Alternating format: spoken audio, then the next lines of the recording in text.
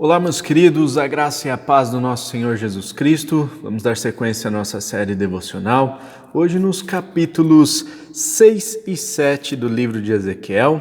Nós vemos aqui a narrativa enigmática e dramatizada do profeta Ezequiel. Deus pede para que Ezequiel faça algumas coisas um tanto estranhas. E estas coisas são representações daquilo que o povo de Judá, mais precisamente, aqui também chamado de Israel, eles passariam diante de todo o juízo que Deus estava trazendo sobre aquela terra. Os babilônicos seriam os instrumentos, os agentes de Deus para a execução desse juízo. E, portanto, nos capítulos 6 e 7, nós vemos a profecia contra os montes de Israel.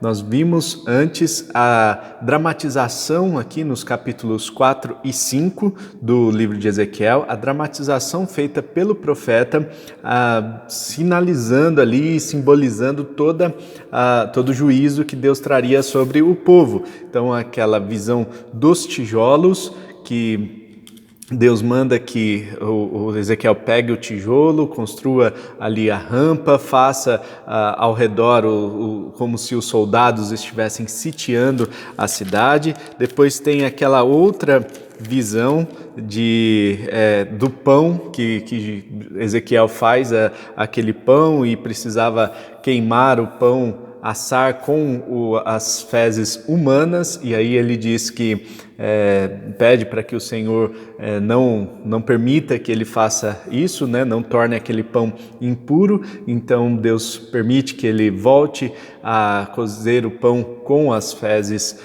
com esterco, né? Com fezes de animais. Depois nós vemos a dramatização por meio do corte de cabelo. Ele pega uma parte do seu cabelo que foi cortado, da sua barba que foi raspada com a espada, diga-se de passagem, e joga ali ao redor do tijolo, simbolizando que que 1/3 das pessoas morreriam em batalha contra os babilônios ali ao redor da cidade. 1/3 da cidade, 1/3 das pessoas seriam dizimadas por causa da peste, por causa da fome e das condições sanitárias da cidade, que se encontravam degradáveis e em estado degradável, e também outro terço da população de Judá seria dispersa pelas nações. Alguns foram levados para o cativeiro, outros foram dispersos para outras regiões do mundo. E agora, no capítulo 6, nós vemos essa profecia contra os montes de Israel. Diz no versículo 1 do capítulo 6, esta palavra veio a mim, essa palavra do Senhor veio a mim, filho do homem, vire o rosto contra os montes de Israel. Profetize contra eles e diga: ó montes de Israel, ouçam a palavra do soberano Senhor, assim diz o soberano Senhor, aos montes e às colinas, às ravinas e aos vales. Estou prestes a trazer a espada contra vocês, vou destruir seus altares idólatras. Então, o que acontecia naquela época era que os altares idólatras eram construídos, altares dedicados a outros ídolos, a outros deuses, a deuses pagãos, foram construídos sobre alguns montes, sobre alguns pequenos montes ao redor de Jerusalém, em toda Judá. E por isso eles, então, seriam destruídos pelo próprio Deus, né? Então Deus profetiza a destruição desses montes, desses ídolos que estavam, desses altares idólatras que estavam ali naqueles lugares. Nós vemos aqui que a coisa é tão séria que diz que não apenas os ídolos, os montes seriam destruídos, mas também as árvores frondosas, as árvores que ali estavam, também seriam destruídas. Isso porque ali naqueles cultos que aconteciam naquela época, não havia apenas uma prestação de culto, adoração como nós conhecemos hoje em dia, mas havia uma espécie ali de prática orgiástica, né? Então seria a prática de orgias durante esses cultos, ou seja, por exemplo, os deuses da fertilidade, né, eram adorados por meio da prática de sexo, e havia ali prostitutas cultuais em que os homens iam para adorar aquele deus, né, o deus da fertilidade, para receber o poder da fertilidade, e ali praticavam sexo com aquelas mulheres prostitutas cultuais que ficavam ali à disposição.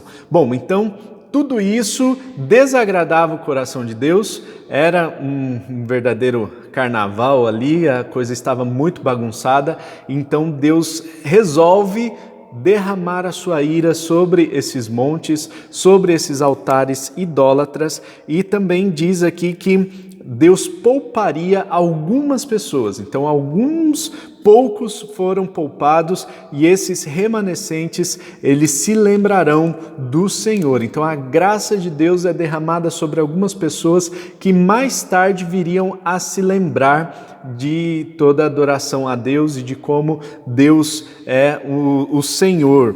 Tudo isso acontece, meus irmãos, porque Deus é soberano. Então, em todos os momentos aqui, nós vemos Deus se revelando soberanamente sobre o povo e dizendo, e eles verão que eu sou o Senhor. Ok? Então nós vemos aqui a graça de Deus sendo derramada sobre esse remanescente, nós vemos também as armas divinas da destruição, né? Então nós vemos que morrerão pela a espada, pela fome e pela peste, diz no capítulo 6, versículo 11. Diz que então essas três armas Deus utilizaria para matar aqueles que eram idólatras, aqueles que haviam abandonado ao Senhor, virado as costas para o Senhor. Já no capítulo 7, meus queridos, nós vemos aqui a chegada do fim, o fim é anunciado e o anúncio aqui é catastrófico, né? Algo realmente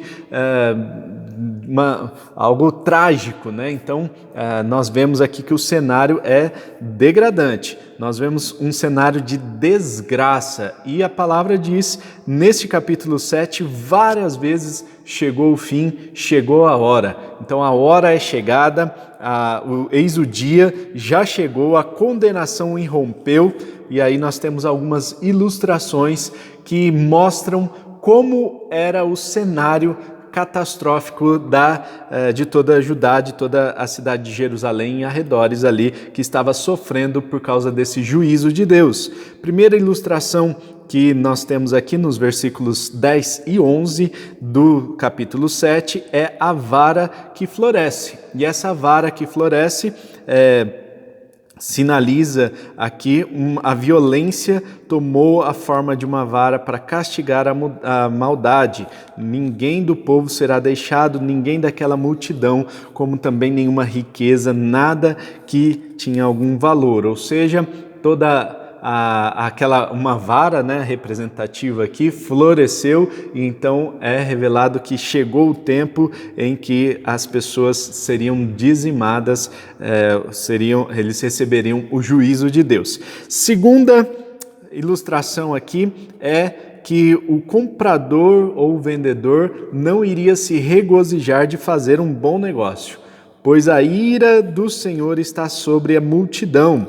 Nenhum vendedor viverá o suficiente para recuperar a terra que vendeu, mesmo que viva muito tempo, pois a visão acerca de toda a multidão não voltará atrás. Por causa da sua iniquidade, nenhuma vida humana será preservada. Então, a esfera comercial foi afetada nesta crise catastrófica aqui. Nós vemos que aquele que estava vendendo, ele não conseguiria vender por um preço bom.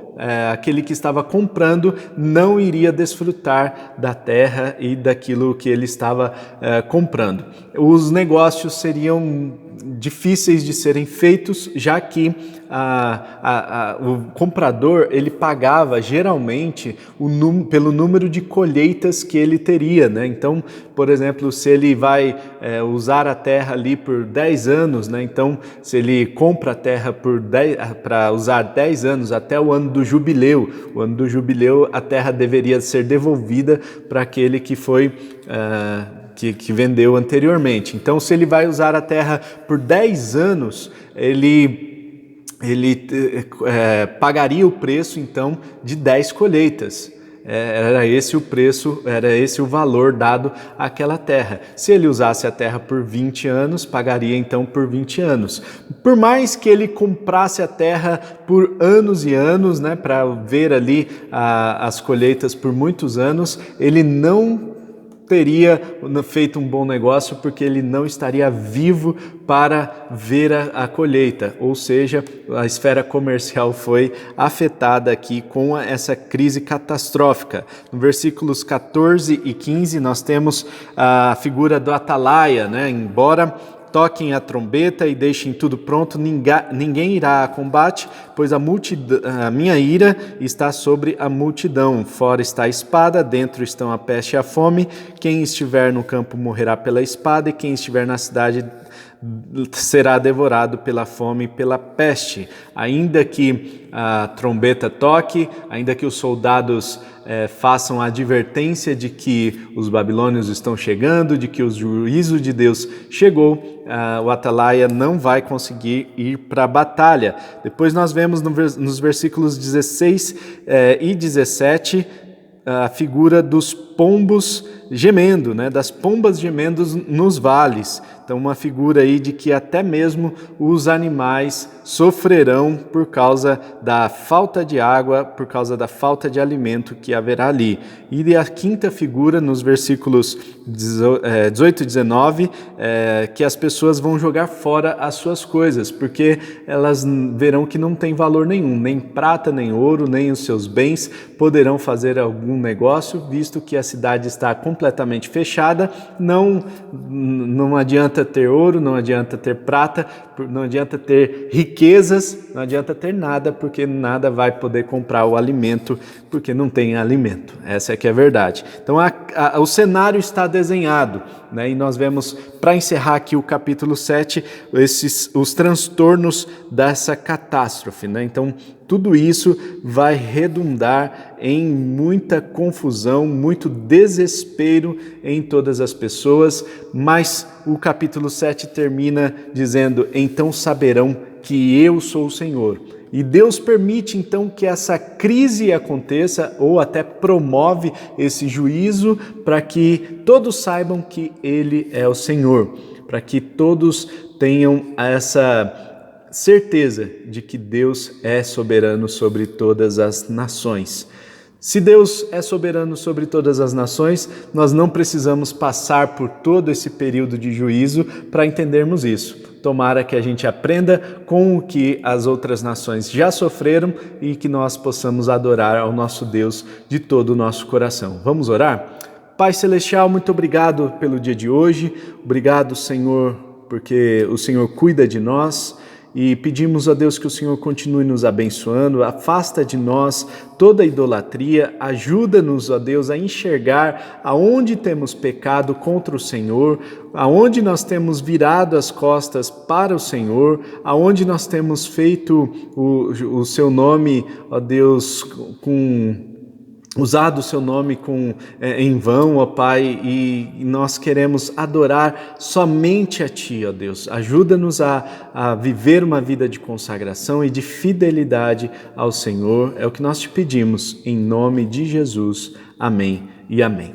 Amém? Então não se esqueça de compartilhar esse vídeo e se inscrever no nosso canal para ficar por dentro dos próximos devocionais que temos postado. Como nós falamos, o livro de Ezequiel é um livro bem extenso e nós vamos fazer algumas vezes aqui temático. E eu quero te incentivar a ler os capítulos 6 e 7 do livro de Ezequiel, assim como outras passagens que nós vamos estudar daqui para frente. Não perca os próximos capítulos desse livro que tem muito conteúdo para a gente. É um livro apocalíptico apocalíptico, é um livro profético e nós vamos aprender muito aqui juntos, amém? Deus abençoe, um forte abraço, tamo junto e até amanhã, se Deus quiser. Tchau.